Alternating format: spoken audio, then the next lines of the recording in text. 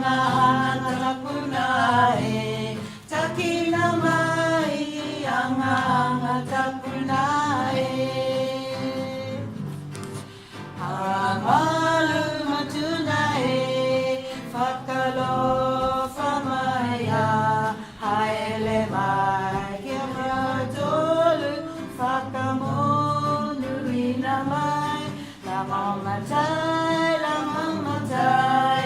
ke he whakapoto angane, la mamatai, ke he whakapoto angane.